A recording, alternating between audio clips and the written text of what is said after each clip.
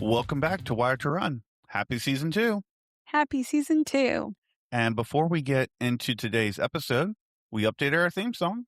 We did. So for first season, we used a canned, already made theme song that actually you picked well, and it worked for getting us started. But for season 2, I kind of wanted to try my hand at playing DJ a little bit. So I started layering some loops together and just kind of played around until it felt like us. So I was kind of going for a little bit of a deep house CDM style intro, something with energy and movement and, okay, let's go kind of feeling. So it was fun to make. It's also kind of fun to watch too. Our little one was completely locked in while you were doing it.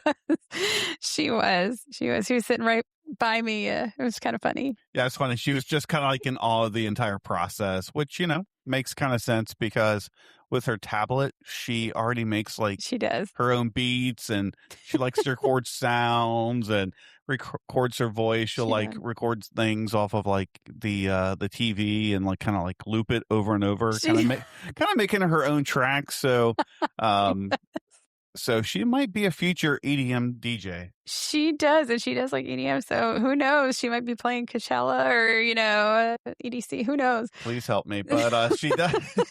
She takes after her mama. She does. Oh my gosh! Oh, how I wish I could be a DJ. That means that's like a pipe dream. Someday maybe it's on my bucket list. But this is totally side quest here. There's a woman in the UK. Did I tell you about her? Yep. You showed me the video. Yeah. Okay, I'll tell our listeners because I'm obsessed with this woman in the UK. She's on Instagram. I think she's got like 1.5 million or something followers, and she goes by the name of Crazy Auntie N. And if you haven't followed her on Instagram, she's amazing. She loves like dance and house music, and she's like in her 60s. She pretends to be a DJ using like pots and pans and whisks and like her stove, and she'll like turn the knobs on her stove, and she'll lip sync to all these like dance music songs. And I remember seeing a story about her on the news, how she started doing this during COVID lockdown for teenagers to kind of cheer up teenagers who were going through, mental health challenges during COVID lockdown. And I thought it was like, wow, what a wonderful woman. And then I heard that she got real DJ lessons offered to her. And it was like she was living her dream. She was actually making beats and, her own music and stuff like that. But like, I love watching this woman on Instagram. I could watch her for hours because she's just so cool. But that is pretty sweet, and that sounds very you. I want to be Crazy Auntie Ann when I grow up. She's so cool. I totally see that. So side quest over. Sorry, it just reminded me that I was sitting there in GarageBand, like layering all these. Like, this is what Crazy Auntie Ann must feel like. So cool. But that's exactly what this why this podcast exists. We could be thinking about, talking about the theme song, end up talking about EDM music, pots and pans, mental health, lockdown, dreams. It really can go any direction. Well, welcome to an ADHD running podcast, It's like squirrel. Exactly. But speaking of music, it's a great segue. We do have something else new for season 2. We've officially launched a public Spotify playlist, and we want our Wired family to help us build it. So we want you to collaborate with us by adding the songs that run you, move you, motivate you. The songs that carry you through your miles. And then the playlist is called Wired to Run Podcast Songs That Run Us Playlist. So we'll be sure to include the name of it in the show notes each week so that our new listeners can easily find it, follow along, and add their own songs to it. And I love this so much because Songs That Run Us has quickly not only become one of our favorite segments or series, it's also become our listeners' favorite segments. Like we get emails, messages, and just people reach out to us saying like how much they love this series. When guests come on the show and when we just launched it, like they're asking like, oh, can you, can we send you ours and do it on the show? And I wish we had more time. If we could do like a weekly episodes. I would love to just. I was going to say each song could be an episode. You never know. I mean, on its own, it'd be cool to just do an episode of listeners, dissecting their songs and figuring out what kind of category it falls into. But it's become so popular. So you just like hearing me dissect the song and being like, well, it could be in this category, but no, it could also be in that category. And it's like, you've actually hit all 7 categories. So you're going to pick one. Right. But music it's personal, and it, tells us so much about what people need, and when they're out there running or walking or exercising, training, trying to get through life. So, but the playlist kind of gives us all, place to share those songs together. Absolutely. So if there's that song that gets you out the door, locks you in, rescues your run, gives you dangerous confidence, I've got those songs, pulls at your heartstrings, maybe try to avoid some of those depending on what mile you're in, floats you through those final miles or pushes you on to victory, we definitely want to hear it. Definitely add those songs to that playlist. Well, we have so many good things coming up this season. We have some amazing guests and conversations lined up, and we are especially, at least I am, very stoked for today's episode. Same. Very, very excited. Very stoked. And what's really cool is today's guest is someone that's been in your life for close to 10 years now. 10 years, yes, which is crazy to me. And what's even more unbelievable is, to be quite honest, our little one may not even be here if it wasn't for this person's guidance and the way that they really helped you through an important season of your life. It's very true. That's a story I can't wait to share, because it is really a personal story. And this episode's not just about coaching or workouts or nutrition. It's about what happens when someone truly sees your potential in you before you really see it in yourself. And that's pretty powerful. So more on that story coming up. And now, without further ado, let's launch into season 2. Today's guest is somebody who has personally impacted my life for almost a decade now. In January of 2027, it'll be 10 years since I first met Coach Tom Stokes, long before Stoked Metabolic coaching. Tom was actually my coach at Orange Theory Fitness, and over the years, I've watched firsthand how deeply this man cares about people, not just physically, but mentally and emotionally too. Tom is one of those coaches who genuinely wants people to succeed. He's passionate about fitness, nutrition, health, mindset, and helping people become stronger versions of themselves. But what stands out most to me is the size of his heart. He truly cares about the well-being of his clients. He wants people healthy, confident, sustainable, and mentally okay, not just hitting numbers on a scale or checking a box in a workout app. And honestly, that's one of the reasons we wanted him on Wired to Run, because so much of what we talk about here, ADHD, consistency, struggles, shame spirals, motivation, starting over yet again, learning how to adapt instead of quit, all of that intersects with the way Tom coaches people every single day. And if you're part of the Run Disney community, there's also a very good chance you already know Tom and his friend Adam from their legendary tutu race outfits as the Tutu Guys on Instagram. They become such a fun and recognizable part of the community. But beyond the fun and creativity, they also do a tremendous amount of charitable work and use their platform to genuinely make a positive impact on people's lives. That combination of energy, heart, encouragement, and wanting to help people succeed really defines who Tom is, both as a coach and as a person. So, Coach Tom, I'm so excited you're here. Welcome to Wired to Run, and we're so happy to have you join us for this episode. My God. My God. You're not supposed to make me cry before we get started. I'm supposed to get me emotional before we get going. We're just happy to have you here. I'm happy to be here. We've known each other for a long time, so very long time. An honor to be invited on. Oh, thank you. Oh my gosh. I still remember my first Orange Theory class with you. And I remember it was the 4:45 class, And I was thinking, who is this maniac guy who is so full of energy? I was like half asleep and I almost fell off the treadmill. And you're like, don't fall off the treadmill in my class.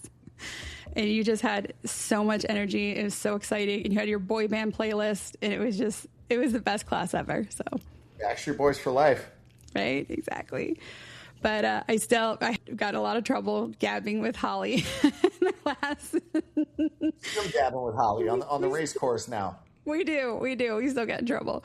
But it was so much fun. And then become friends with Kim, your wife, through my bout with cancer. You were always checking in, you and Kim, asking what you could do, ways to be there. And that just meant the world to me. So thank you for being such amazing friends to me.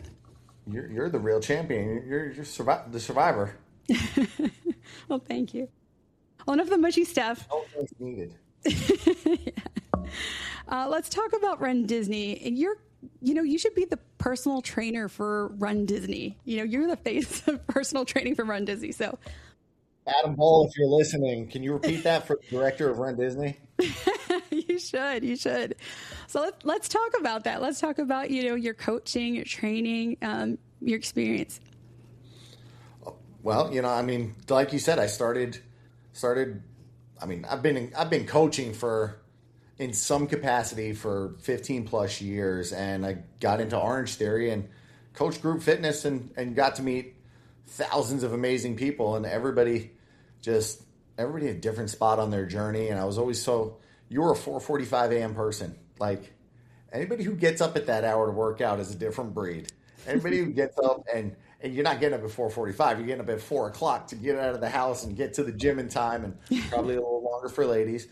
And I was always inspired by that. I was the 250, 260 plus kid, and not for my dad not trying. He was a fit guy. He was buff and worked a laborious job. He was always in great shape and tried getting me into sports. I couldn't catch a damn ball. I couldn't throw a damn ball. I didn't have the attention span for sports, and he tried. And full transparency, I got my butt kicked in a bar one night by 3 guys, and at 23, 24 years old, I joined a gym the next day for all the wrong reasons, and said, I'm going to get big, I'm going to get strong. And I realized the power of transformation, and with Orange Theory, I got to see that at play, and just fell in love with showing people that you are capable of more. You are capable of more and transforming. And if this 260-pound lazy kid who was doing all of the wrong things in life could transform his body, you absolutely can, because I was a mess. And now, years later, I have different viewpoints on training, and I love to run. I love Run Disney, and fortunately, I'm blessed to work with so many athletes in the community that, I want to surround myself with more of them. We all have this one shared interest that we drop thousands and thousands of dollars into every year. And, we're recording this, May 21st? God, I almost forgot it's my parents' anniversary.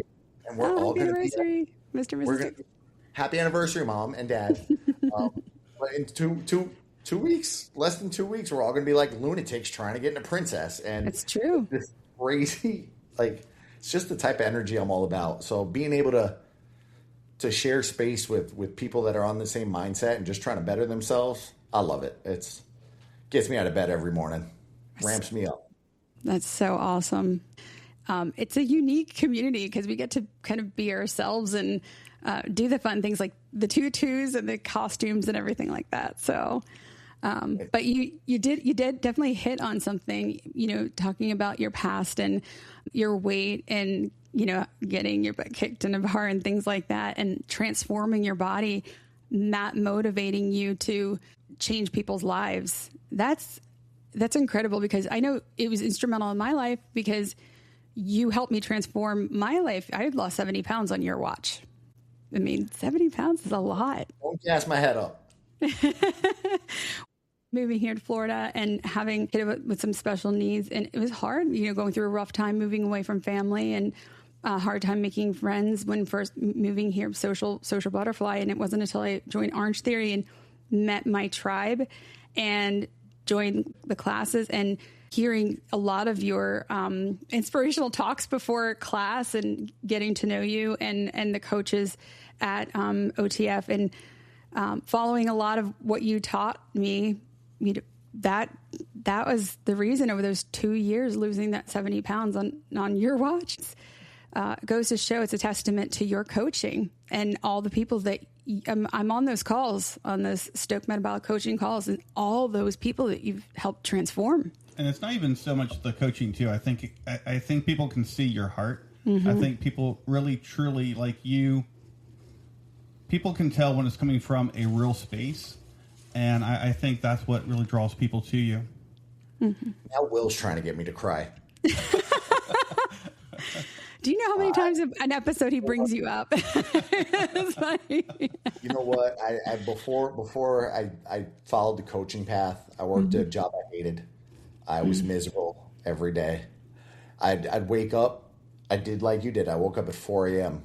so that I could go to the gym because that was the 1 hour of my day I felt like I truly enjoyed. And coming full so getting away from that and being able to create impact now.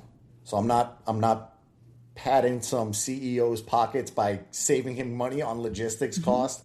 No, I'm getting, the biggest wins for me is when somebody tells me, yeah, I came off my blood pressure medication or,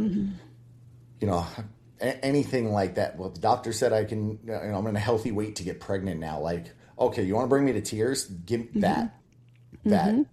So, I like that you lost 70 pounds, but it's when I hear something like that, I came off blood pressure medication and like it's amazing. Built for impact that's my new tagline. Just I want to leave a better mark than I started by making in this world. Leave a much better mark. That's awesome. Well, you definitely helped in that area because the goal of losing that 70 pounds was to try to reduce my chances of getting preeclampsia. Again, I had it with our son, and I got it again with our daughter, but I wouldn't have made it that far had I not lost the weight. And the doctors told me, don't even think about getting pregnant again if you don't lose the weight. And losing that 70 pounds, I was able to get pregnant again. Yeah. And so, yeah, we got pregnant with our daughter. So that was made possible because I was able to lose that weight. So it's amazing. Incredible. Yeah. So because our wired family, they're neurodivergent, they have ADHD. We wanted to ask you a few questions about your coaching and motivating people like me, your clients that have ADHD. So we wanted to dive in for a few questions if you're on board. I'm gonna asterisk this because the shining. My true motivation, my wife, you know her very well, my wife, Kim, she works in neuropsych. And when she asked what we were talking about tonight, and I filled her in and she goes, do you need me to come in there? This is her game. And I said, you know what? I'm going to tell, we'll see if Lauren will want to have you one day. But she goes, this is my realm, man. So hopefully I hit the nail on the head, but I'm fortunate I have her I can lean on. And that's awesome. When I have things that are maybe not in my wheelhouse, she's the rock behind the scenes. That's awesome. We'll tell her join if she wants to come on. We'll leave it be. So our question is, one of the biggest misconceptions about ADHD athletes is that inconsistency means lack of care, laziness, and lack of commitment. People have this idea that we don't care or that we're not committed. But truth is, we really do care deeply, almost too much. We obsess over goals. I know I personally do. Hyperfocus over our training plans. I mean, how much did I hyperfocus over my doping challenge training? I don't know what you're talking about. I know my husband, this obsessive Garmin, he's obsessing. We buy all the gear and we research constantly, pouring over data and imagine future success vividly. We have this amazing imagination where we're visualizing ourselves crossing the finish line. And we genuinely want to transform. But what are the misconceptions that a lot of other coaches have about ADHD athletes and coaching them? Well, you come out the gate with the hard one. You get me emotional and then you come out with questions. But I mean, inconsistency is not a lack of care. So I think a lot of coaches, especially if we were having this conversation when we met 10 years ago, I might have made that mistake. But inconsistency is not a lack of care. Honestly, with ADHD athletes, it's probably the opposite. It's you care so much that you burn yourselves out emotionally before the process even gets started, like before it gets a chance to work. You know, like you said, you're researching every training plan, you're buying all the gear, you're mapping out this huge transformation in your head. The motivation is there. The problem isn't desire, it's more sustainability. I swear I'm undiagnosed ADHD, and you know, I come from I didn't say it, but I come from the generation of that's, you know, no, you're fine, and no, you know, that's it. We don't. I don't know. It's a little different. We won't talk my age, but it was a little different when I was in school. Where I think my parents just said, "Nope, he's fine, he's fine." But you know, on my own fitness journey, I was a guy that bought all the books and bought all the shoes and bought the Nike thing that went into the. I mapped out the whole transformation in my head. In reality, I needed to put one foot in front of the other, and that was the biggest struggle for me. I went out hundreds of dollars in gears, went out for a mile run, and was so defeated and just quit. Like most coaches, coaching and most coaches out there, like they have this idea that motivation should be steady, and the reality is, you're a freaking coach. Your motivation is always there. It's not like that for 99% of the world. You work in this industry because you love it. You don't need the motivation. Like, but I don't think the ADHD brain really works like that. It's a very big emotional sprint at the beginning of things, and then novelty tends to fade, and your brain does not like the repetition. And it's true. Whether it's running or weightlifting, it is a lot of repetition. So I mean, just like you're a 4:45 person. I was you know, when you're coaching people getting out of bed at 3:00 in the morning to go work out at 4:45, you got to be more of a hype person. You got to be the cheerleader. You got to wake them up. Nobody wants that's you. That's you 100%. But you know, and that's I had a nickname, the motivator, or the energizer. The energizer, yep. And, you know, my mindset shifted as I got a little older, and it's got to be less about hype and more about reducing friction. So, man, it's got to be simpler. It's got to be approachable. It's got to be repeatable. Repeated things. What you repeat, just that consistency. It's not built through intensity and throwing everything at people and making them sweat like they're going to die. It's built through feeling safe enough to return. Exactly. Over and over again. I like to think every time you walk in there and you and 42 other people at 4:00 in the morning, it was a safe environment that y'all wanted to be there every day. And that's why you were successful, because that community, you know, you felt comfortable to keep doing it. Exactly. 100%. It was definitely, like a family, and you knew that you could rely on the other people and that consistency, knowing that they were there waiting for us, and knowing that you're going to have that same energy from that coach that you could rely on. Definitely energizer. You definitely were. You brought the energy for sure, coach. I did my best. For sure. But yeah, you're right. It's that repetition, everything. So, and you're right that other coaches really do get it wrong, but you definitely get it right. So.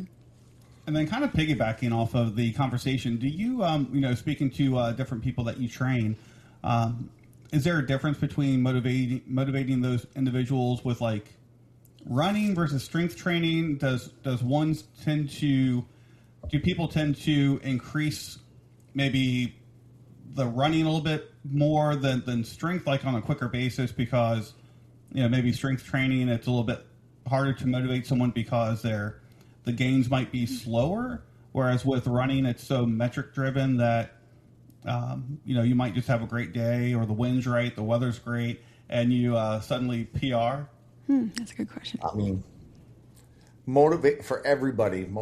Whether it's running or strength training, it's very different for everybody when you're trying to motivate them. I think one of my superpowers early on in my coaching career was learning the person that needed their hand held a little bit and needed to be caught. If you walk into the gym and you're quiet and you're nervous, for me to get in your face and tell you to jump through hoops, that ain't gonna work with you. Mm-mm. But then there's the guy that needs to come on, keep pushing harder. That there's those people out there that want that extra oomph. So I got to put on one face for one, and you got to wear a million different hats, because my job is to kind of unlock that puzzle for you and figure, okay, how can I milk the most out of this athlete? How can I show them their true potential? Some people, it's just getting them to put one foot into the door, and I try to show strength is very metric driven as well. You mentioned metric driven because, you're running. It's easy to see my mile got faster. Should be if you lifted 5 pounds for 8 reps today, let's see if you can lift 5 pounds for 9 reps tomorrow on the same exercise. Mm. It's wild to me because I get to work with a lot of people that have a good background in running, but have never done strength training. And I relate it like this. You went out and you ran your first mile. It sucked. I was the kid that finished last in the mile. I can attest to that. That first mile sucked. And when I tried to start running, that mile sucked. And I hated it. And I hated it. And I hated it. And eventually that mile got easier. So what did I do? I signed up for my first 5K. That first 5K was a nightmare. And I signed up for another one. Got a little easier with the training. Got a little easier. Signed up for a 10K. And that's progressive overload. And that's what strength training is.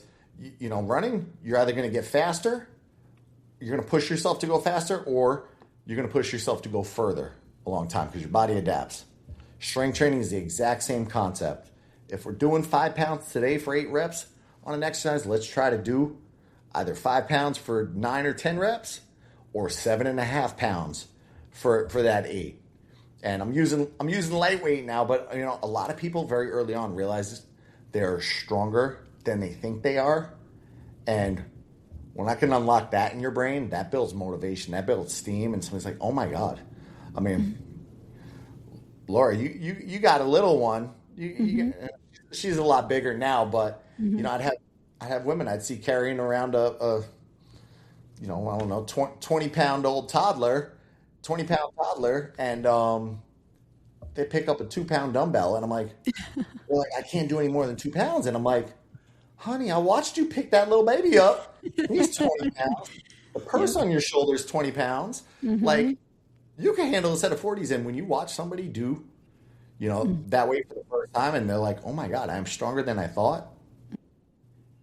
Mind blowing. It's pretty awesome. Wow. Sure. I never even thought of that example. That's genius. It's true. It is. So, really sometimes with the ADHD brain too, I know I'm really bad at this, is, when you miss a workout, whether it's, due to like a celebration, whether it's due to injury, whether it's just due to just lack of motivation, or, emotional eating, Thanksgiving, or you just something happens and you fall off the program. Let's kind of talk about that shame spiral that sometimes we find ourselves in. I know I've been there myself. What do you say to that athlete or to that person that you're training that, maybe this is the second time, the third time that they're starting over again and they just feel defeated or embarrassed? Man, that's we're not on video, but Ms. Laura's pointing at herself right now. I'm pointing at myself. Honestly, like, I'm a perfect example of all of these habits, these behaviors. Will, you just admitted to the same thing and bought the shoes. I ran a mile. The shoes went in the closet for 2 years. They never got used. I can remember them vividly in my head because they were a starting point on my journey. It's starting over is normal. Starting over is very normal. People make this assumption. You look at the Michael Jordans of the world and all these world-class athletes, Steph Curry, all of them. We assume that they never fall off. It's just not reality. Like, life happens, stress happens, injury happens, and probably for a lot of the running crowd, burnout happens. Extremely guilty of that here. I'm a coach, and I coach strength and nutrition primarily. I have a running coach. I work with Chris Twiggs. I remember the exact moment I told him I was going to sign up, and signing up 20 minutes later. I signed up after a conversation with him at Springtime Surprise. I want to say it was last year. And I said, I know what to do. But every year after Springtime Surprise, when the race season ends, I don't do it. I don't continue the summer. Sometime around September, October, I start back up for Wine and Dine. I'm burnt out. I start back up for Wine and Dine somewhere around then, and I'm already behind the season, and I get defeated. I get defeated just like everybody else, and this is coming from a person who loves athletics. So I signed up that day. That broke the cycle. So it doesn't matter whether you've started before. It's if you learn something from the cycle. It took me 3 or 4 seasons of Run Disney to say, I'm not getting any better at my running, because every freaking April I fall off and I start back from the top. I learned something from the cycle. So many runners carry the shame that they should be further along by now. They should be faster by now. They should be able to go further. What does shame do? Shame isolates you. You disappear. You avoid things that make you feel better. And I stopped running because I was ashamed I missed a bunch of runs, and I was like, I'm going to avoid it. Mm-hmm. Instead of looking at it like you feel, you failed again, it's reframe. What made things so hard to sustain last time? Probably because I have a very busy schedule. But that's a question I tend to ask people. Were we too restrictive? Is it too all or nothing? Is it too aggressive? God, January. I hate January, y'all. I work in the fitness industry, and let me tell you what. I ran 19 gyms. Laura knows this. I ran 19 gyms for going on 10 years. I ran fitness for these gyms. I mean, started as a coach and eventually ran 19 locations. And the gym, the people that run the gym, the guys that paid me, they love January. I freaking hate January. I hate January because it's people that try to overhaul the entire life overnight. January 1 hits. I'm going to stop drinking. I'm going to start running. I'm going to strength train 4 days a week. I'm not going to eat carbs. I'm going to eat all the protein. I'm going to sleep 22 hours a day. I'm going to do cold plunges. Like, it's impossible. No one can do that. It's not sustainable. Yeah. So, you gotta look at everybody and try to assess. What the heck was that? I just had somebody that she goes, I feel like I'm falling off because these workouts are beating me up. I've never done anything like this. And it's the first time I've gotten that feedback out of workouts that I built. And, she goes, I've just been sedentary for so long. I said, can we try 30 minutes? She goes, I don't want you to have to rewrite the whole plan. I said, I want to rewrite the whole plan. Well, what? I said, I want you to be successful. We moved her down to 30 minutes. She's loving going to the gym 2 weeks later. She's like, I feel great. My muscles are recovering. I feel great. The issue isn't effort. It's when things aren't realistic. So we got to meet people where they're at. It's true. I had to do that with Coach Twiggs, where it was just too much, and I was getting burnout in the off season. And I was like, Coach, I'm not able to do these miles. It was burning me out in between races. I told him to burn me out. I said, I need it. I'm going to New York. Burn me out, man. But he was great. He adapted my schedule, and he's like, no worries. Like we'll fix it, But that's the great thing that, you guys are both great coaches. You adapt to keep us engaged and sticking to our schedules, rather than I would probably hide and be like, I don't want to do this anymore. Get back at it. I like what you do, Coach, though. I've had a rough season with the things with the kids, and then being sick for a while and everything. I had back-to-back colds and stuff. And you check in with me like, hey, April didn't go as planned. What are we going to do to fix that in May? And you never made me feel bad about myself, you checked in, you're like, what can we do different in May? It was never like you missed all these workouts, or you always took it and twisted it and flipped it and made it positive. What can we do? Not what didn't you do? Flipping it into a positive direction. You always did that too at Orange Theory. Like, how can we get faster? How can we stick with this better? How could we lift heavier? What can we do that will up the ante? Again, round 3, I'm going to get emotional.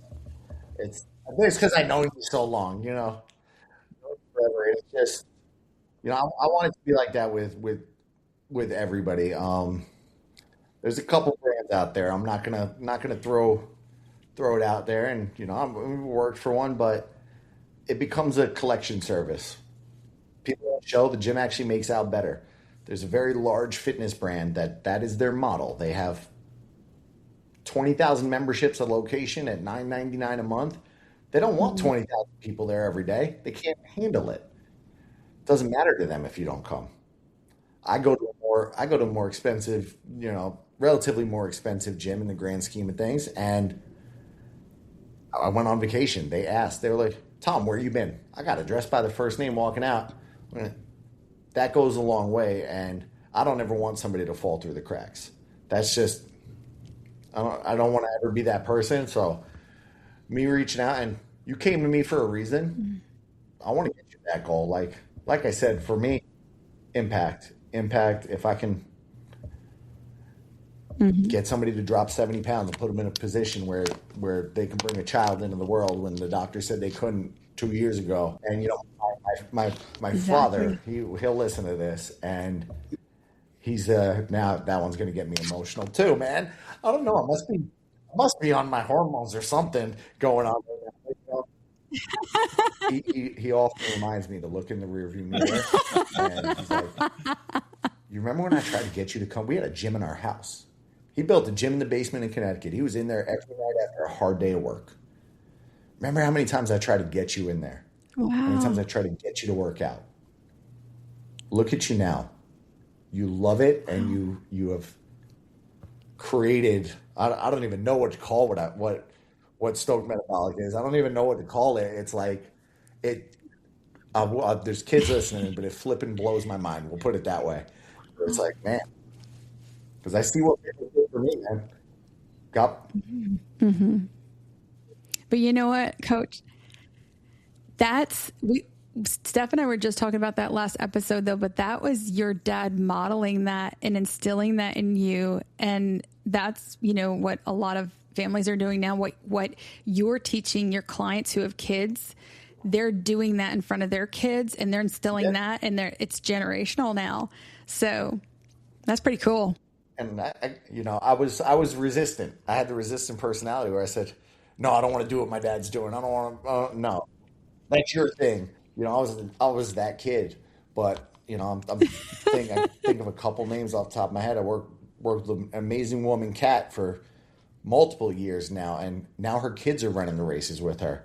They see her doing it, and they want to go to the races, and they're dressing up in costumes with her, and it's like, all right, wow. Well, now my impact net just spread.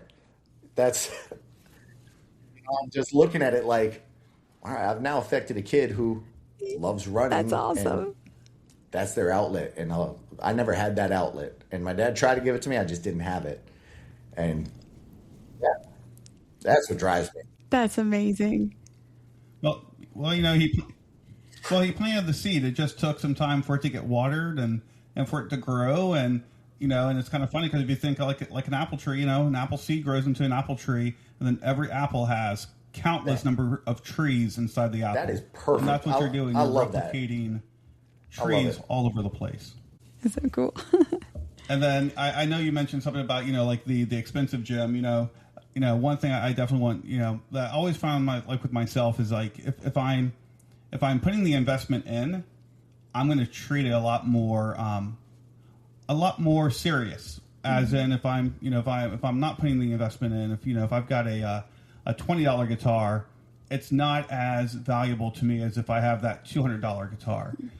So I think you kind of hit the nail on the head too, where where you're putting your money in, that's where you're focused, and that's where you're really going to be able to build that tribe. You're going to be able to build that success, we invest in the stuff that matters to us, that you want to be. If I gotta shave money from something else, that gym is more worth it to me. I belong to a $10 a month gym, 5 minutes from my house, and a $100 gym, 5 minutes from my house, and I realized there's 500 college kids at this other one, and I can't get anything done. It's taking 2 hours of my time to do what should be a 45-minute to an hour workout. I go to the other place, I spend it. My wife she now enjoys going to the gym, so she goes with me. So I get that time with her. Now I'm not in the gym for 2 hours trying to get my workout in. That $100 bought me back time with my wife, and I can't put a price on that. Not at all. So for some of us, we always have that inner voice saying, I'll never stay consistent. I've tried this before. What would you say to someone like me that might have that inner voice? This is another good one, but like consistency, I think gets misunderstood a little bit. Like people see me in the gym regularly, 5-6 days a week. Like I work out 5 to 6 days a week. And I think people think consistency is never struggling, means never struggling. Like consistency is like continuing to come back. So the people who succeed aren't the people with the most motivation. There are days when I'm not motivated to go to the gym. It's the people who stop attaching their entire identity to every bad week. So I have rough weeks. We're kicking off a transformation challenge in 7-8 days, June 1st, and I'm burning the candle on both ends, hanging out with y'all at 8:30 at night, and I'll be in the gym I'll be in the parking lot by 4:30 in the morning. It's going to be a rough week, but I've learned to, and what I would tell you, stop collecting evidence against yourself. Like, you're especially ADHD athletes. Like you're good at remembering every failed attempt while ignoring every time you have shown resilience, you have been successful. Yes. And I have more crappy workouts than I have good ones. My thing that I think gets me through things personally is it's become habitual. My body gets up at 4:15. There's no alarm. She would kill me if I had a 4 o'clock in the morning alarm. It's that habit. And I actually said to her last night, I said, I probably won't make it to the gym today because I had a really stacked day and not going to make it to the gym. Not going to happen. Last night we stayed up watching the season finale of Survivor. That's our thing. Tacos and Survivor every Wednesday during the season. And damn thing didn't end. I wasn't in bed till 11. That internal alarm went up and I said, you know what? I'm just going to go and walk on the treadmill, get my body moving. I'm up at 4:15. I don't want to break the consistency. So, I struggle, but just try to do something. So, and I tell almost everybody I work with this, a short walk still counts. A 20-minute workout is better than a 0-minute workout. Like early on when I started Stoked Metabolic, I had a lot of people, hey man, workout. I knew that workout was going to take me about an hour and I only had 30 minutes this day. So I got a whole on-demand library. I went in there and I spent a week building out 30-minute options for every workout I've ever built. And I said, now you got an option. Can't do 60, here's 30. And from there, I was like, you know what, why don't I do a 15-minute version? I was like, let's just make a shorter version. If you got 15 minutes and a set of dumbbells, you can do this at home. You can do it in your living room. And it's at least getting your body moving and getting into that habit of consistently moving yourself. You'll start feeling better. So that's true. Yeah, his minor voice is crazy. He's constantly having conversations with me. So you mentioned the transformation challenge. Where can someone sign up for that, or where can they find that? That's on my website. So Stokes.fit, STOKES.fit. That's my main website, and then we'll slash it with Stoked for summer. This time with a D. That gets confusing. When I first made the website, I just went with my last name, Stokes.fit, and then Stoked Metabolic was born. Because I have very creative friends, and they were like, dude, that's a good name for your brand. Genius, brother. That's awesome. My 2D guy coming through. He's the creative mind on things. Yeah. I did the transformation challenge a few times, and it's a lot of fun. So, and you get to meet amazing people on the group calls and things like that. So a lot of great information too. I got a lot to cover for that one. You do. I do. It's going to be fun. Yeah. And then just kind of a follow-up question about like transformation. Do you remember the moment where it kind of clicked, where, you know, working out, training wasn't like a decision that you made? It was, I went to bed at midnight. I'm getting up at 4:45. I'm going to do something. Oh, the moment it clicked for me was the moment I started to feel, and this is different for everybody, but it's that you know, let's talk dopamine. I got that first dopamine hit of I'm getting stronger. And first 3 years, I knew nothing about nutrition. My body did not look any different in that first 3 years. But I was like, man, I came in here and 5 pounds was killing me. I was embarrassed to lift 5. Now I'm confident lifting 10 and 15 and do it. And I started getting that dopamine hit of, hey, I'm a little. And at that point, I was like, I just want to be here. I'm enjoying this. The confidence blew like that. I was the least confident person you could have met my childhood. I was, you know, always hiding in the shadows. I was that kid when they were making you read around the circle in the room, like everybody, you know, everybody's going to read a paragraph from the book. I'm like trying to do the math on how many kids I'm away. Okay, there's 7 kids in front of me. That means I'm going to be 1, 2, 3, 4, 5, 6, 7. Okay, and I'm rereading it because I'm going to have to speak in front of people. I was severely lacking in confidence, and I got it. You know, the gym gave me that. Gave me that. That was my holy crap. I've never felt this, and to think going 24 years of your life to not feel confident. Wow. I was like, that was almost dopamine over. That was the light switch for me, where I was like, wow, this is where I want to be. And then it took even longer for me to have that, you know, next level confidence to say, hey, I'm making very good money in corporate America. I'm not fulfilled. I don't love what I do, but people keep asking me for fitness advice. Really, I know something about this. And I just said to myself, I remember it was St. Patrick's Day. I walked in and I was like, I don't freaking want to be here anymore. I don't want to be here. And I said, oh, I didn't even give the notice. I said, I can't do this. I'm going to end up 6 feet under from either a heart attack or some self-harm. And I said, I'm out. And I signed up for a, you know, National Academy of Sports Medicine certification. And I spent the next 3 months and a lot of savings because I wasn't working at all, just studying my butt off and learning more and more and more and more. And wow, you never look back. I applied to gyms and I kept failing and I kept failing. And I said, don't have a plan B. Don't have a plan B. Do not go back. Do not start putting. And guy called me up. You ever heard about Orange Theory? I was like, no freaking clue what it is. You ever been on a microphone? First interview. You ever been on a microphone? I said, I've done karaoke. And spent 3 months failing at that. And they told me, they said, you're at 90 days. Honestly, we should let you go. We don't think you have it. We're going to give you another 30 days. You have 30 days to figure it out. Light switch there. Wow. I figured it out. And I was like, you know what? The answer is not in the workout created. It's the people I'm coaching.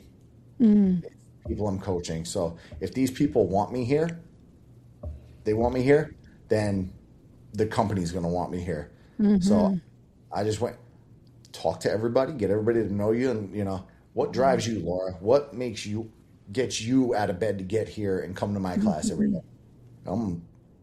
People, man. I love people. Oh, yeah, absolutely. And I couldn't wait to get to your classes. I mean, heck, I drove like an hour or two after you left our studio, drive an hour to your classes. You did. I did. But I will tell you, I was so impressed. A little side story. I hadn't taken your class in a while. And I remember on my birthday, I messaged you. I'm like, hey, for my birthday, I'm coming down to take your class. You had a sign ready for me. Happy birthday, Laura, when I got there. You had my favorite playlist. You remembered my favorite playlist from a couple of years back. And you had all of that ready for me, like 8 o'clock, it was earlier than that, 6 o'clock in the morning. Showed up, had the biggest hug, took a picture together, and you ran next to me on the empty treadmill during the tread block with my favorite songs. Like, that's the kind of coach you are. Like, it was the best. It was like the best birthday morning ever. Like, that's the goals coach. And the peanut butter jelly song that reminds me of you. Peanut Butter Jelly by Galantis, if y'all are wondering. I've never heard it before until you played it. It's so crazy because, and I haven't even shared this with you yet, but every morning when I walk into the gym, it's the same playlist. And it changed about a month ago, but now it's the same playlist every day. And as I walk into the gym at 5 a.m. when they open, that song is playing. So, Will, think about your wife at 5 o'clock in the morning. That's our shit. That's our song that we vibe over. But I hear it every single morning for it's got to be at least a month. It's hilarious.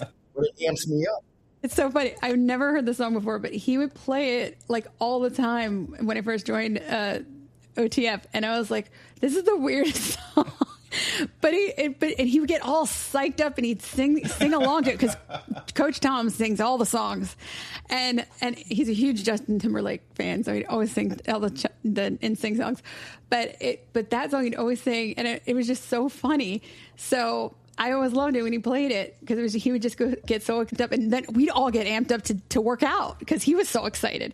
So he played the peanut butter and jelly song for me every time I come work out at your studio. You never took me to a Coach Tom class. I know. Well, he'd already moved to the other studio. But that's our song, the peanut butter jelly. But speaking about peanut butter and jelly. Yeah. Perfect segue right into nutrition. Yes, it is. Good point. And dopamine.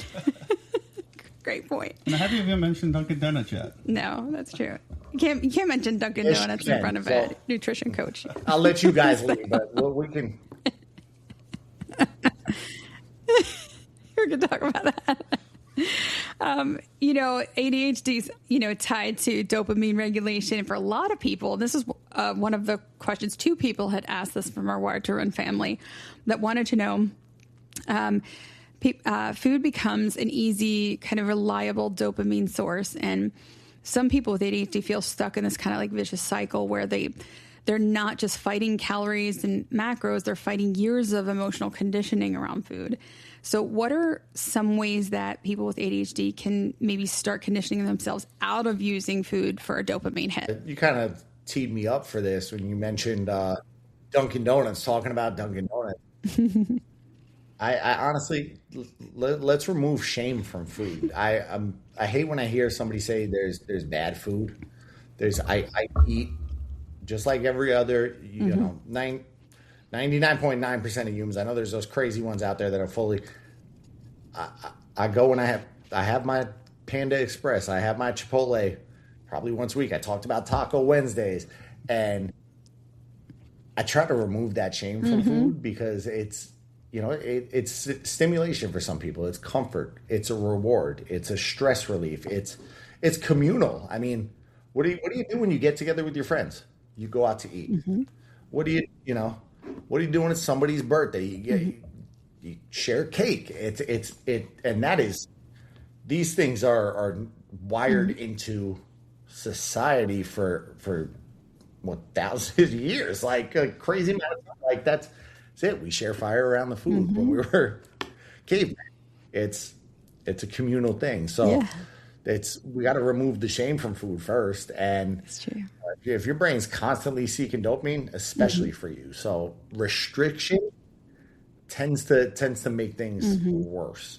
So instead of immediately trying to eliminate food with people, that's never. I mean, I'll give you some insight on how exactly I work. I have a despise. You're gonna see my not nice side come out.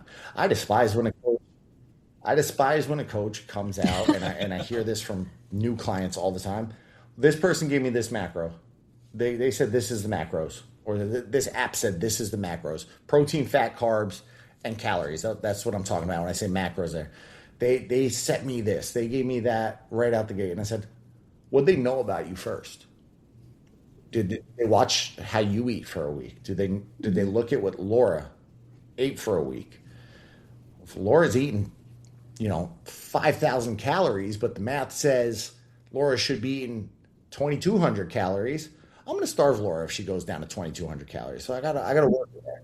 And somebody that's eating 5,000 calories, they might have a little, they might have some kind of food addiction. So me cutting more than half of their fuel out, they're going to fail. You're going to fail. It's not going to happen. So the first thing I always say, I will not set you a nutrition goal. Do not ask me to do that in the first week of working together. I want you to start tracking your food. I want you to build awareness. I want you to build some stability on just tracking. Let's see what a day in your life looks like. Let's see what a week in your life looks like. Are we under eating all day and then binging at night? I've got clients that started like that. Are we constantly stressed and we're binging right when we get home from work? Are we overstimulated? Are we exhausted and, going down that route? Are we eating enough protein? How am I going to tell you? My protein needs much different than anybody else, but I take in 215 grams of protein right now every day. If the math says that's what you should be taking in and you're taking in 40 grams, you will throw up if I tell you to take in 215 grams. Try. What's going to happen? You're going to fail. So if you're taking in 40, can we hit 50 on week 2? We did a week of tracking. You're getting about 40. Can we get to 50, maybe 60? Here's how you do it. Here's how you do it. I see you ate 2 eggs. Can we add a half cup of egg whites there? You just added 20 grams overnight, and we're already moving in the right direction. It's some people think it's a lack of willpower. It's awesome. A lot of times with people, it's nervous system exhaustion. It's so much overthinking, and then we mix that with underfueling, we're a mess. Exactly. And with ADHD people, we burn out with that exhaustion. And we were talking about earlier in the Accelerate call, that task paralysis, where you can't even start. And I struggle with that, where I won't even track because you'll look at my FitnessPal numbers and there's nothing in there because I'm like, I can't even start. You don't have to track forever. It's like I've been doing this for a while, so don't compare, and nobody should ever compare themselves to anybody else, but don't compare to me. I've been doing it for a while. I know that if I change up a couple little tweaks on my meal, that'll move the scale in the right direction. For me, it's simple as I can look and say, all right, that's got enough protein, that's got enough carbs for my goals. This is what I should be taking in. And that's my dream for everybody, to get everybody to that state of intuitive eating. But it takes a bit. First step is always awareness. Let's see what the heck you're taking in. Yeah. Let's look for, again, go back to January 1st. January 1st, people. I don't want to reinvent the wheel. Were you doing any of this on December 31st? Or the entire last year? What makes you think you're going to be successful doing that? I worked with an incredible, I don't want to age her, but I feel like she's pushing 70s right now. And another question I say, what's your non-negotiable? Is it Dunkin' Donuts? Because that sounds like the non-negotiable. Everybody's got non-negotiable. Don't touch my non-negotiable. Everybody's got it. 70 years old. She was an old school Coca-Cola person. 5 of them a day, woman, when I started working with her. Don't touch my Coca-Cola. That is mine. But I said to her, we had a couple of calls, and I said, just so you know, you're taking in 290 grams of Coke a day by drinking 5 of these. Like 290 grams of sugar a day. It's a lot. I didn't tell her to change it. I just brought awareness to it. She went down to 3 Cokes. She eventually went down, and she went on vacation. And she goes, I only did 3 Cokes a day. I lost 4 pounds while I was gone. And I think it might have just been a combination of the walking and other things. Really? But the next day she went down, or the next week she went down to 2 Cokes. And I'm like, what is going on? She goes, well, the scale's moving. She got that dopamine hit of the scale moving. Wow. It replaced the dopamine hit of the Coke. And eventually she was at 1. And then the scale was just grooving. She was like, she didn't have that sugar. That's amazing. And just kept going. So the dopamine hit shifted from her Cokes to the scale. Wow, that's so cool. And I love your philosophy too, because nobody would ever think about, I'm going to run a marathon today. But when it comes to nutrition, we kind of have that mindset where it's either all or nothing, but we would never do that. It's so crazy, and honestly, it probably destroys more progress than anything else. Anything else in the world. Like, if I can't do a perfect workout, if I can't have a perfect week, if I can't have a perfect nutrition plan, why bother? I am by no means perfect. By no means. Consistency. I mentioned superpowers. I know everybody's got them. Consistency is mine. That's one of my superpowers where I'll do my best to not have 2 bad days in a row. And a sustainable fitness, a lot of times it is very boring, honestly. Like, I try to treat myself a little more, I don't know, try to push myself to different limits than I ever would expect of certain clients. I've got a vacation in a couple months, and I'm trying to push myself to a body composition I haven't had since I was 28 years old. So before I was married, let's just put it there. Because you get married, you start doing more fun stuff with your wife, as you should. And, I'm a little more liberal with how I eat. But I said, I got vacation in 70 days from now, and I've been a little more crazy with it. And that craziness, it's boring. I eat the same meals during that craziness, that dialed in. But sustainable fitness is a lot of boring stuff consistently. It's repeating the same things, simple things, very consistently. And with strength training, it's like, I'd rather you strength train twice a week for a year than crush 6 workouts a week for 12 days and then fall off the face of the earth. And I've seen that happen so much. People come in, right. I want to do 6. It's that January 1st mindset keeps coming back to that. And it's like, Laura, when I messaged you, I didn't say, hey, get back to doing our 3 a week. What can we get done in May that make May better than April? April, yeah. You did. Exactly. And it's been a little bit better. I'm tracking better, and I'm getting my weights in and things like that. So it's definitely, didn't get my running in, but that's for June. So I'm definitely buckling down with that. So. Yeah, something tells me that this is going to be an episode that I might listen to a few times, because I'm going to be walking away from this, this episode with like so much meat, so much so much just knowledge. And if this is only for myself, I'm glad that I'm here. Impact, man. If it helps one person, and that one person is you, I'm here for it. Yeah, I appreciate this so much more than you know. So he's been looking for that spark recently, and he's been struggling with that. So I know he's very excited. He watches your YouTube videos a lot. Like, I'll come into the room and he's like, "Do you know what Coach said?" He'll like tell me like a little anecdote. Like, I know that already. I was there. I was on that call. It's like, have you watched a supplement one like 5 times? It's like geek out on this stuff. Like I was saying earlier, I'm one of those, I hope it's not too few in the world, but I'm one of those people who is very extremely fortunate to wake up every morning and be able to do what I love. And I think that there's a lot of power in that. That's why I'm so passionate about it. It's, man, I get to help people better themselves. And because we mentioned it, do you mind sharing your YouTube channel? Yes. Stoked Metabolic Coaching. Stoked Metabolic Coaching. You can just search for that. You'll find me. What's your advice for someone who keeps waiting for motivation to hit them in the face? Motivation to hit them in the face? Motivation's never going to come. You're never going to be motivated to go and do things. It is just, motivation fades.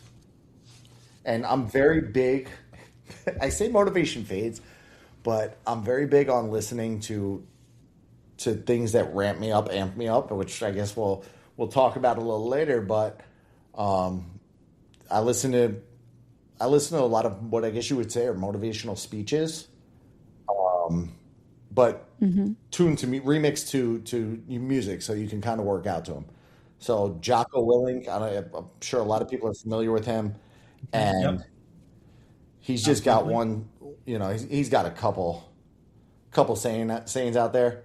Discipline equals freedom. That's a huge thing for me. Motivation fades. Discipline does not. So just be disciplined. Do something good for yourself every day. And don't look for the motivation. Create the motivation. Like if you want something, you got to go out there and do it. I mean, I was motivated to sign up for a gym at 23, 24 years old. I drove to the parking lot and sat there for 20 minutes because I was analysis paralysis. I was like, oh my God, I don't know what to do. I don't know what to do. I don't know what to do. Oh my God, I'm not going to go in there. I paid for the membership online, sat in the parking lot. Wow. The motivation was not there. I never knew that story. The motivation was there, but there was still that fear. And there's never going to be a perfect day.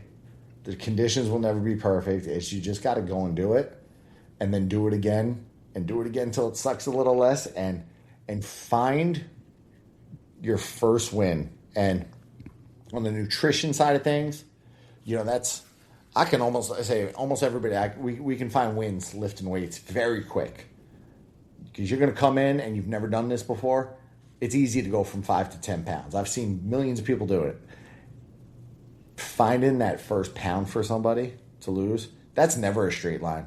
You might drop 5 one week and gain 6 overnight just from sodium and stress from a long run. That happens. But there's so much power in finding that first little win. It's that got somebody who we've been battling the scale, and it was 2 pounds. There was a 2 pound change since a very defeated message I received. I got a defeated message yesterday. We had our check-in call today, and the scale moved 2 pounds overnight. And I watched a spark in this young lady ignite. She was like, I needed this win. I'm so motivated right now. Light switch. She couldn't wait to get off the phone with me and get her butt to the gym. Sometimes it's all it takes. Get started and find your first win. That's motivation enough. And then build some discipline around it. Long story short, I ramble. I love it. That's such great encouragement, such great advice. So ADHD minds crave novelty. We get bored very easily. How do you help clients build consistency when our brains want that novelty when it comes to strength training? Oh, man, there's a balance. It's a toughie. But I think there's a balance. Like too much novelty, you don't have consistency. Too much repetition, you just said the brain checks out. So, and strength training, and you got a lot of runners wired to run. You got a lot of runners listening right now. Oh yeah. So maybe the strength training stuff, I might be speaking a foreign language at some points, but as a runner, if you want to become a better runner, do you go and take up rock climbing tomorrow? Maybe you might have swimming might support it. There's adding a little novelty in, the proper novelty. But you're not going to go and do, all right, let me do this, that, the other thing. I'm going to pick up bowling just because I need the novelty. There's no consistency. Too much repetition, the brain starts to check out. So it's got to be structured variety. Like in strength training, the core movements are very similar. There's your hinge movement, the deadlift. There's your squat movement, a squat. There's a lunge. Those are yours for the legs. That's it. Push. That is a foundational movement. Pushing things. The bench press, the shoulder press. We'll classify tricep stuff in there. There's the pull. Pull-ups, rows, bicep curls. We could throw rotation. Everything should be built around those foundations. But if I have you squat every day, it gets a little boring. So maybe we'll do a machine squat. Maybe we'll do a goblet squat. You were just on a call with me about an hour ago, and our friend Michelle hates Bulgarian split squats. It's one of the most important exercises for runners. So when I look at that, like, why do we do this a lot? I got to teach you the value. If I teach you the value, you might be able to fall in love with it. For her, running is a one-legged sport. Lunges are a one-legged exercise. This is going to pay off when you're out there on the course. So core movements got to stay consistent. They got to stay similar. You got to build some confidence with them, but then rotate in the accessories, rotate in the formats, do the challenges, because that keeps people engaged. I have all of my clients. I don't ran gyms for years. We charge how many challenges did we charge you for while you were a member under my watch, Laura? We charge you extra for that challenge. If you're part of my program, whether it's one-on-one or group, you get into the challenge. Why? Because I know you're going to be locked in for 6 weeks, and if somebody falls off, it's usually the spark they need to get their act back together. And then, a lot of it for me, which my passion, it's education. It's if I can get you to understand why you're doing it, it's so much easier to buy into the process. It is. And seeing everybody's progress and trading tips and tricks, nutrition ideas, and, hearing people's wins and struggles, you don't feel alone. And a lot of people, it sounds like, they struggle with some of the same things that we do when it comes to ADHD type stuff, whether they're diagnosed or not. So we kind of have all the same struggles. Oh, yeah. Everybody's struggling with something. If somebody tells you they're not, they're freaking crazy. They're freaking crazy. Yeah. Yeah, we all struggle. Starting, stopping again. You don't have to have ADHD. We all have. It's universal, Well, I think yeah, exactly. That's human. one of Exactly. I don't like to think that it's just a workout program. It's just me giving you guidance on nutrition. Like that community, I cannot believe, and I could start running names. We'd be here until midnight on just you're in that community. There's just it's so positive, but there's also somebody going through some stuff.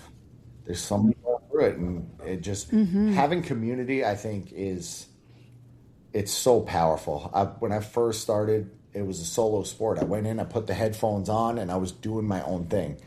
And I didn't realize how much I lacked that, how much I was craving that.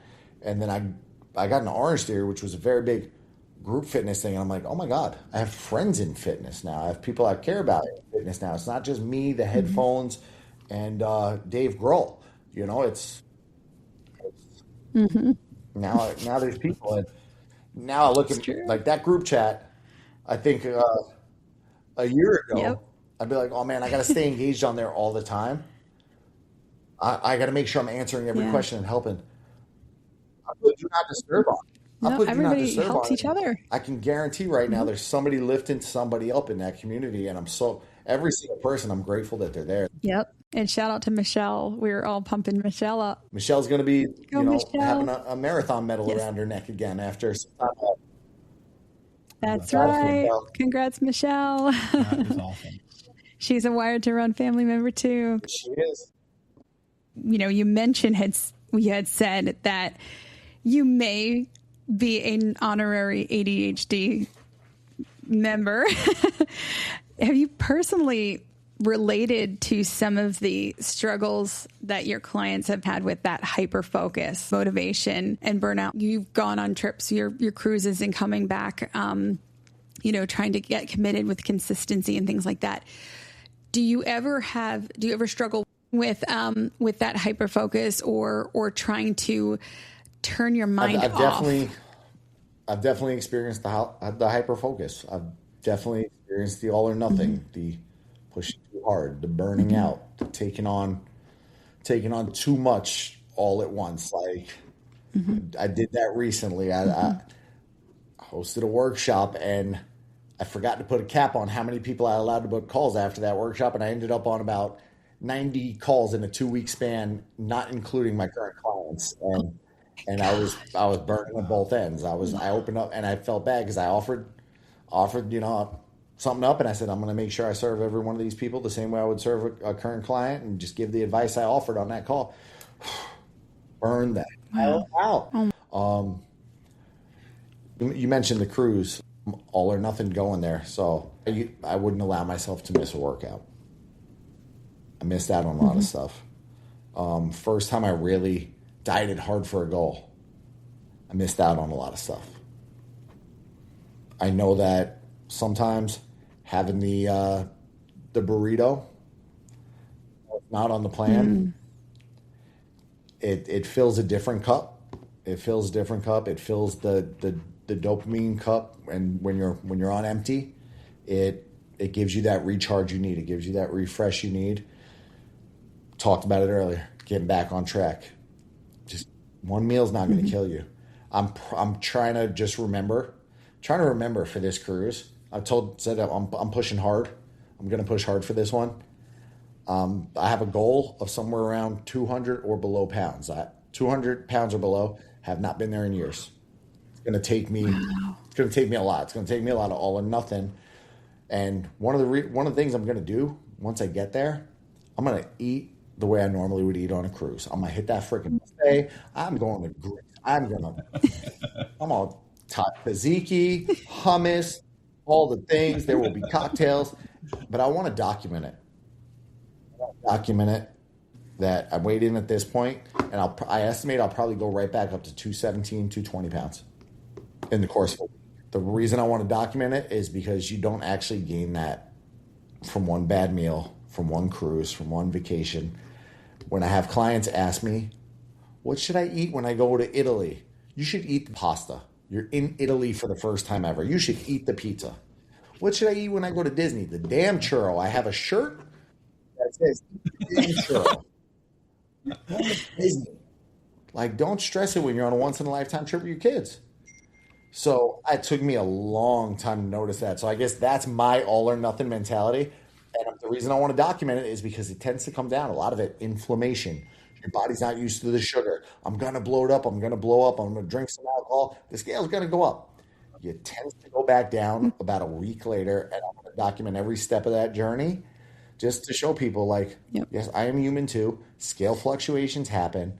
All or nothing, it isn't a real thing. Something is good. I want it to be, I always want to simplify things for people. So less chasing perfection, less trying to overhaul, more structure, more routines, more realistic expectations. You know, I had, again, somebody else reached out to me and said they had a 100-pound goal by Dopey. And I looked at the calendar, I worked out the math, and I said, doing that, we'd have to lose, I don't know what it was. It was like 4 pounds a week. 4 pounds a week. And I said, honey, that ain't happening. That ain't happening. I said, I've got realistic expectations. I'll never promise you the world if I don't think we could deliver together. So honestly, realizing like discipline isn't about being intense all the time. It's just about having a system that works for you when motivation disappears. So I'm letting go too off track there if I do. That's true. I love your honesty too, because you do document when you go away and then you're going to visit your family, out of town. You document what you eat. You share what you weigh when you get back. You share your journey back to your goals. And it's real. A lot of coaches don't share that. And I love your transparency. A lot of the stuff you see on the internet is so phony. It's so phony. You see these fitness influencers out there and they film all their content after 12 weeks of dieting. They film out a year's worth of stuff and you don't see buy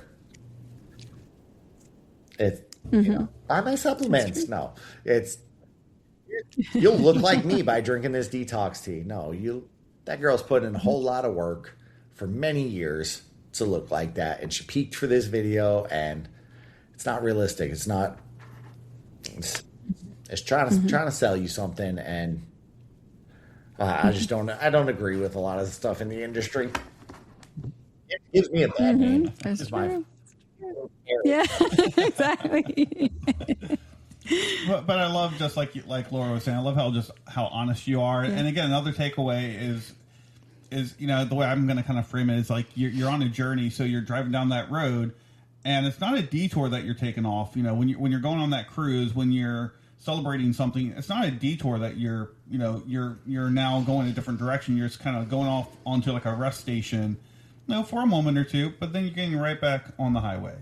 And so I love the way that you just talked about just your life and the way that you approach things. So it's like a mind shift, even in my own mind. What do you do when you go to the rest station usually? Yeah, you get some snacks, you recuperate, you're getting your mind off that, off the busyness of the highway. You're recuperating so that you are prepared to get back onto the You're usually highway. putting gas in the car too, or you're putting fuel in your body. Yeah. You're recharging your batteries, and you wouldn't keep driving on an empty tank. And a lot of people attempt to, guilty of it for years, running on caffeine. And, when you recharge your batteries, I'll be cruises in August with Miss Kim, and we'll get back, and I go right into wrapping up New York training. So that'll be the charge I need to finish New York strong. Good week with my missus. That's right. You cannot pour from an empty cup is one of my favorite quotes out there. You cannot pour from an empty cup. So fill yours. I tell all my clients that. Like, you can't take care of your kids if you're not taking care of yourself. So true. I'm gonna have to listen to that part, like just kind of like snippet that part and just listen to it like every single day. And I'm not even joking, because that little part alone weighs so much because of just the amount of truth that was right there. Yeah, it's so true. He knows his stuff. I'm telling you. Coach is very wise man. I wish I had paper and I could like take notes, but this will be available on Monday. Thankfully I can listen to this as many.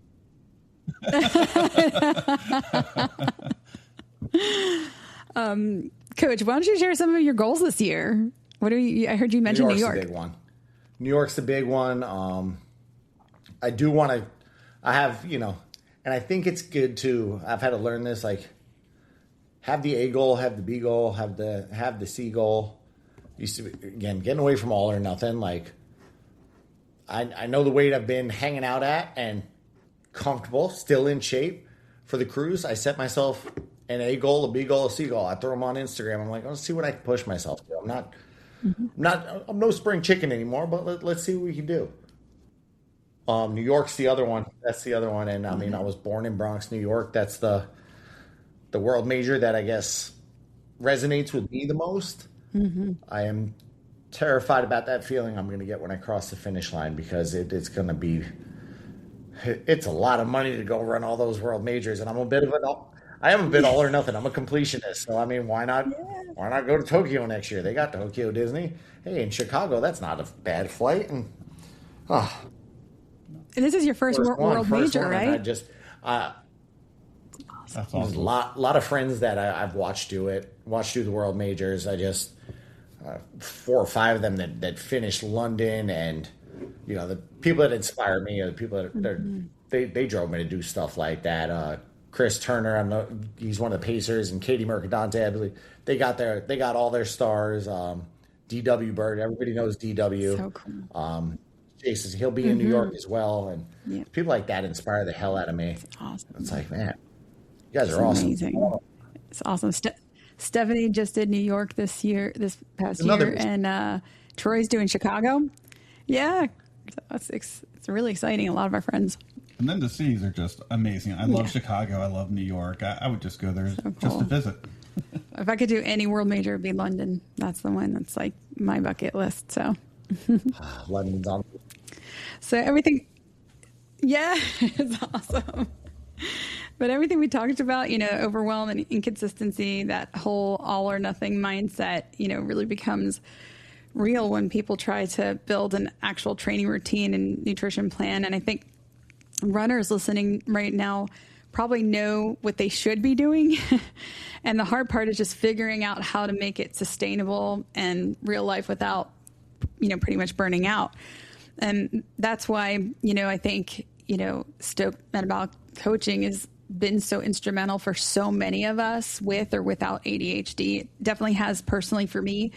And having that combination of the nutrition, the strength, and strength training being so critical to running and working the core and all of those muscles and really for your bones too, especially women of a certain age like myself. Coach has really worked. Very important. So, I wanted to kind of open the floor to Coach if there's anything you wanted to share about your coaching program and the Transformation Challenge coming up, because I know that there are quite a lot of people that listen to this podcast that are just about ready to kick off marathon training for the Run Disney race season. So, We talked a little bit about it, but I think you hit the nail on the head right there. A lot of runners know what they should be doing. There's a lot of overwhelm trying to do everything perfectly all at once. So I always want to simplify in a way that actually like is going to fit your life. So I would say 95 to 99% of the people I work with are runners. And a lot of time I'm going to relate this to my life experience. My first dopey, I did not train for. I did not. I didn't know that. I started here and there. I putzed through it, and I maintained training like a bodybuilder, like I was focused on doing at that point. And I crushed my leg workout on Wednesday because Wednesday was leg day. I ran the 5K on Thursday, and I realized that was a big mistake. I had leg day. I realized it was a mistake. I hate that term, just the 5K. Don't use that, people. But, luckily it was the 5K. I had friends tell me, you're not going to make it. Like, there's no way you survive this weekend. I had built enough strength that I was able to carry through. Was it a time I wanted to write home about? No. But one thing I realized, I realized the training, you don't need that bodybuilding. So bodybuilding split, generally, you're going to have, let me do chest and tries, bro, and then I'm going to do back and buys, and then we're going to do legs on Wednesday. And, it's a thing like that. Like, so I tend to build a lot of total body strength training. Why? Runners don't need the bodybuilding split. They need the strength that's going to support performance, durability, recovery, and the big one for me, and long-term health. If I go and smash your legs on a Wednesday, your Thursday run's going to suck. You came to me to get your running better. That's right. I have no business making your Thursday run suck. And I sure as hell ain't putting it on a Friday because a lot of my people do long runs on Saturday. And then, on the nutrition side of things, it's got to be more about fueling versus punishing. So, it's a tough conversation where I have with a lot of people is, hey, we got to work towards goal. Whatever your goal is, we got to work towards getting there by somewhere around October on the nutrition side of things. Because I'm actually going to increase especially relating to dopey, you mentioned that, like, I'm actually going to increase your calories along that journey.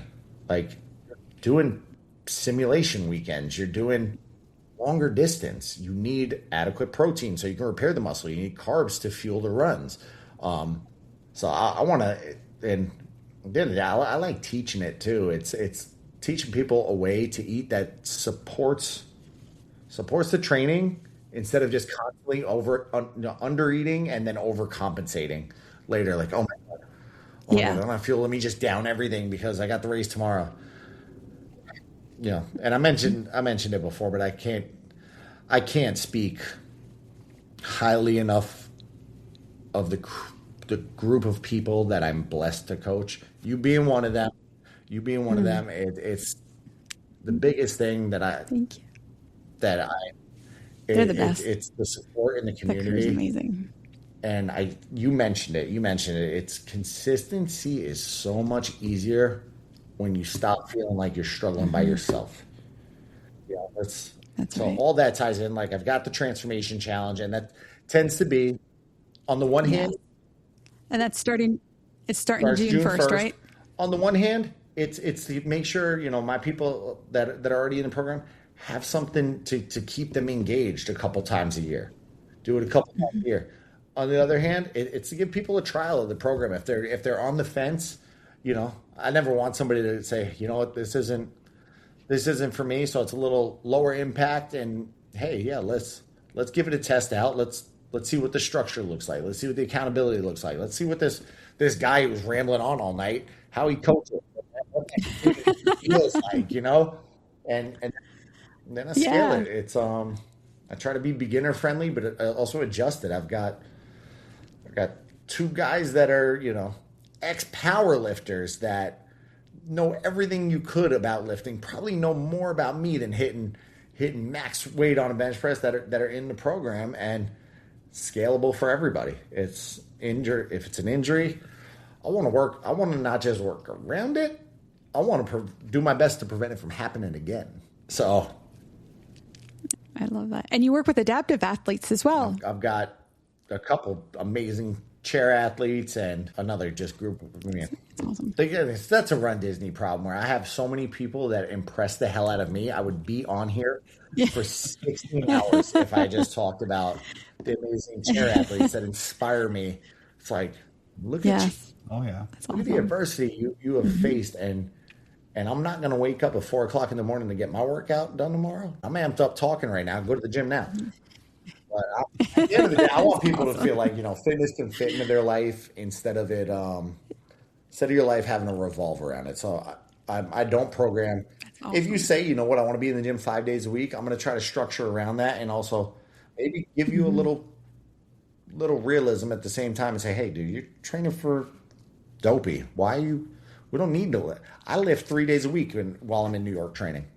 I'd like to think I'm doing pretty good for myself on the fitness side of things. So it works. And then, challenge starts June 1st. Stokes.fit/stoked for summer.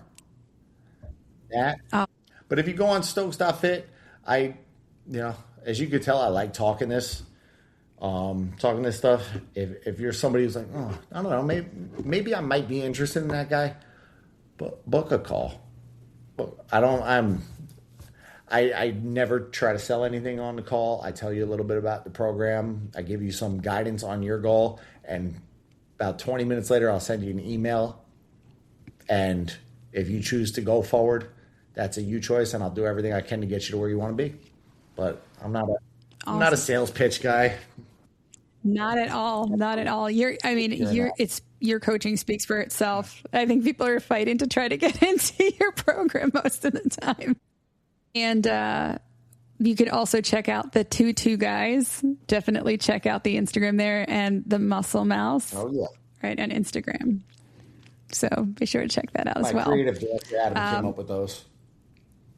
Love it. Love it. Do you still have your Muscle Mouse sticker on? I still have my Muscle Mouse sticker on my water bottles.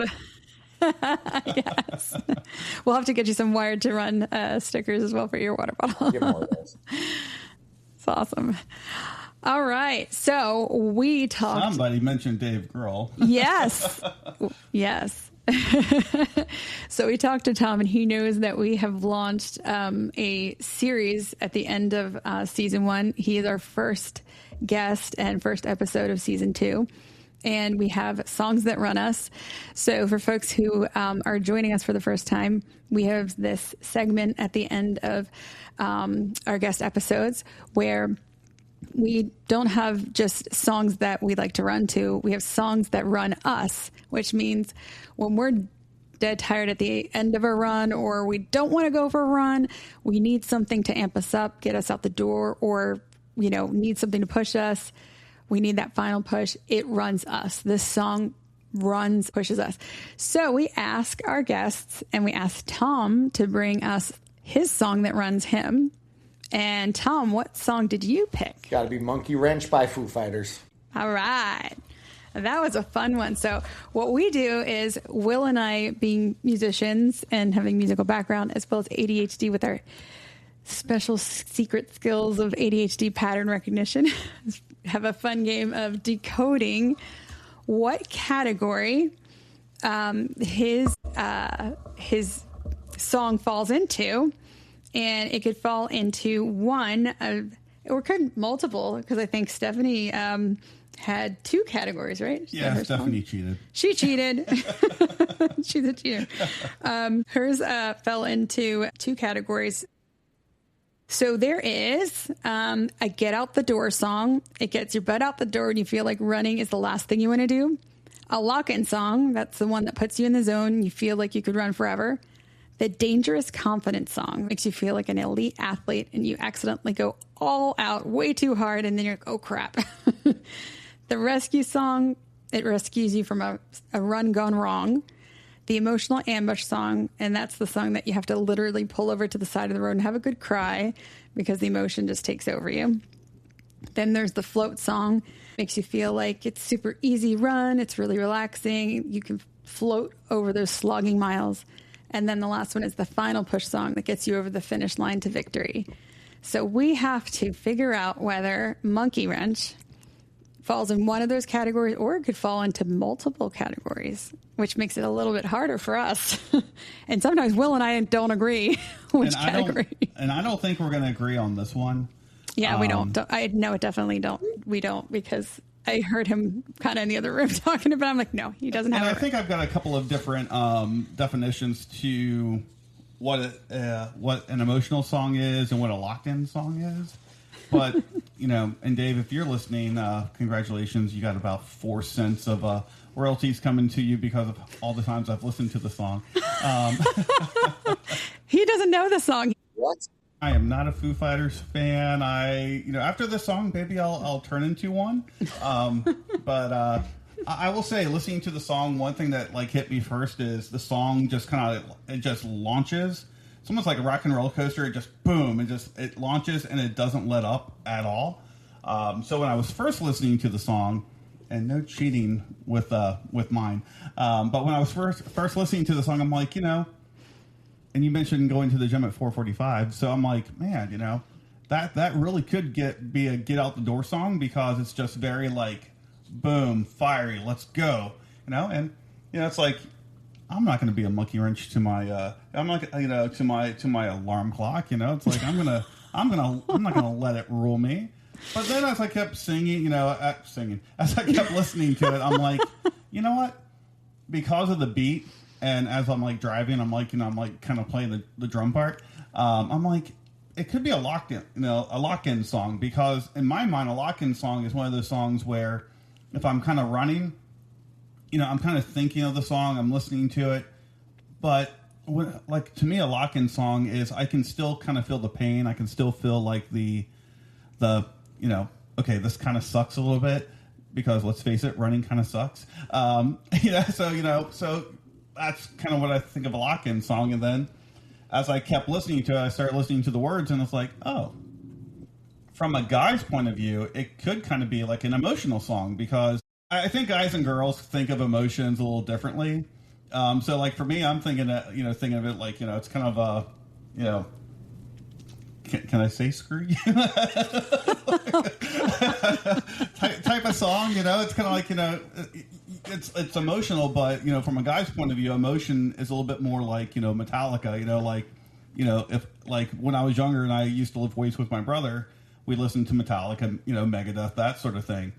But then as I kept listening to the song, because of the beat and everything, it almost started dancing, because of, just because of the music and all. And, you kind of, could get your hand up in the air, and it's very easy to sing along to. So then I'm like, you know what? I'm going to say it's a float song, because it's the kind of song, I was either going to be a lock-in or float. And to me, I think it's more of a float song, because if it was on my playlist, it's the kind of song that I'm going to start singing along to. I'm going to almost start bopping and, almost dancing as I'm listening to it. So a float song to me, almost feels like you're not running. It's almost like you're just enjoying the moment. That's an interesting take. So to me, it was either lock-in, but no, I don't think it's a lock-in, because lock-in is I'm still feeling this still hurts, but I'm focused. I'm doing it despite the pain. But with this song, it's a very upbeat, very sing-along type of song. So it almost feels like if I was running to it, I would be singing it. I would almost be kind of almost like Will's dancing. You can't see, but almost, he's almost like I'm at the concert. And if I'm doing that, I'm not even thinking about running. I'm not even thinking about the people watching. I'm just, I'm just in my own world, just listening to the song. So my final answer is float song. Okay. I do agree with you that, I see that launch coaster kind of like Tom's he's a theme park enthusiast like you. So I could see that launch coaster kind of thing. I could see in rock and roller coaster. What was that? Rip It Rocket roller coaster. Rocket, come on. Yeah, that's not there anymore, but I could totally see that song on the on that ride. But it has an intensity to the song with the guitars. It has like I think it's a drop D tuning, distorted guitars, like a chugging type of sound in the guitars. And there's like an explosion of sound. There's like no build up to it. There's no climb to it. So right away, I kind of got the feeling of like a get out the door song. So I thought of that right out of the gate. The lyrics, I kind of dove into the lyrics of, I never wanted any more than I could fit into my head. I still remember every single word you said. So it's kind of like not a revenge song, but like an angry type of like song, but wanting his freedom. Since I was caged and now I'm free. There's a little bit of a kind of like almost going too hard during the run kind of feeling. So I kind of got like a little dangerous confidence in that. But there's like a massive fireworks with the drumming, and it was almost like a flip of a switch or like an ignition type of sound. I have notes. Lots of notes. Told you, I analyzed the crap out of this thing. No pun intended. Because what are songs made of? Notes. Bad joke. The guitars are tight and distorted, aggressive and restless, and sense of contained chaos. The drums are muscular and unrelenting, right up Tom's alley. The bass is aggressive and power heavy. Vocals are the delivery is gritty and unrelenting and attacking. All of this points to, you want to guess it? Dangerous confidence. So I say this is a dangerous confidence song. So I'm going with that. You were very close with Dangerous Confidence, but it is my lock-in song. That one. It is. Nice. Ooh. Very nice. And it even starts. It's kind of, you said it's a little all over the place. It starts for me fun. It's like not even the lyrics. It's just I'm enjoying listening to it. But I've almost got that timing down in my head, and to a T when I'm lifting weights, to where I will restart that song and I'll hail Kim down in the gym, and I'm like, I need a spot, and she's like, it's monkey wrench time. Monkey wrench you gotta know, and I'll sit there and I'll lay back on the bench, and I'm getting into the zone, because the second Dave roll screams, it's one lyric for me. It's one last thing before I quit. That's a good He screams, one last thing before I quit. I never wanted any more than I could fit into my head. And the bar comes off the rack and is literally brought down right at that one last. And he's screaming it at the top of at the top of his lungs. I scream it too when I'm working out sometimes. And it locks me in, fires me up like I'm firing out of a cannon, and I feel nice, feel unstoppable. You guys are music people. Do you totally get it? You mentioned the drums. Do you know who played the drums on that song? Mm-hmm. Oh yeah, Dave Grohl. Right? You know who played the guitar on that song? I'm assuming Dave. Dave. He played the drums. He played the guitar when he recorded it. He did the rhythm, the rhythm and lead guitars, drums, and lead vocal. Like the first album, he recorded the whole thing. It was him. So it impresses the hell out of me. It's gritty, it's emotional, it's chaotic. Yeah, it is. It's very. It kind of reminded me of Heather's episode when she picked Immortals. It was very chaotic and just gritty and intense. Oh yeah, definitely. So it was a good one, and I was like, oh, this could go multiple ways because. I did think lock-in at first, but I'm like, oh, it would be too easy if it was his lock-in song. And he's going to pick something harder than a lock-in song. But then I was like, oh, then he might trick us because then it would be too easy. He might pick it because it's a lock-in song. And that's why I was like, it could be a get out the door song because it hits so hard. It could be a get out the door song. I coached group fitness for years. I mentioned that. And one thing I learned very quick was you can't just play music for one person. You got to have a song that... I love all music. I love all genres. And I flip-flopped on this question. I'm like, what drives me? What runs me? What gets me going? But my backup choice was a Get Out the Door song. And did I mention it to you which song it was? It's actually, and I don't think anybody would be like, that's what this guy's listening to in the gym. But when I get into the gym, and I won't even I'll call it the leaving the locker room song. I fire up Florence and the Machine, Seven Devils. Oh, yes. You did tell me that. Yes. And it's just like this build up and this power in that song where when I walk out there, I'm like, I think they played it during Game of Thrones. I feel like Cersei Lannister ready to burn down the whole kingdom. Like, oh my gosh. Well, I thought you were going to pick the Natasha Bedingfield song. That's a good song. The rest is still unwritten. I was like, he's going to pick that one. And then you said Monkey Wrench. I'm like, oh, he picked a different one. Powerful lyric. That's a reminder for everybody listening. The rest is still unwritten. Great quote by Natasha. That's right. That's right. Well, Tom, thank you so much for spending so much time with us, answering our questions and sharing all your knowledge. Honestly, this has been such an honor to have you on the show and your friendship for 10 years. Thank you so much. You're like a big brother to our son. He looks up to you. We're so blessed to have you guys in our lives. And now to share you with our Wired to Run family and share your expertise. We're just so lucky to have you on here. Thank you, Tom. Thank you guys so much for having me. Known you forever. Love you and the family.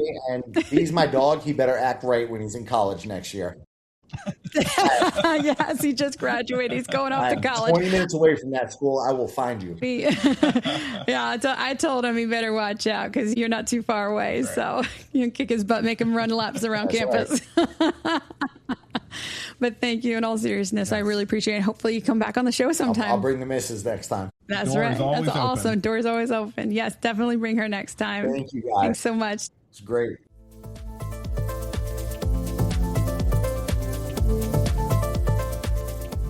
Thank you again for joining us today.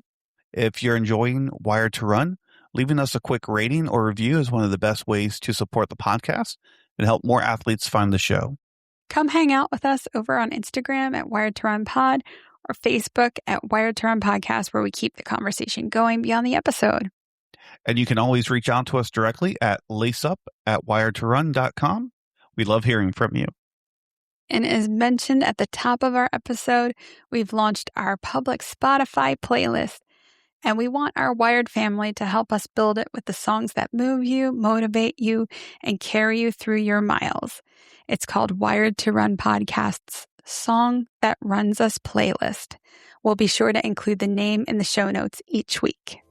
And thank you again for running with us, friends. Until next time, let's lace up, lock in, and let's go the distance.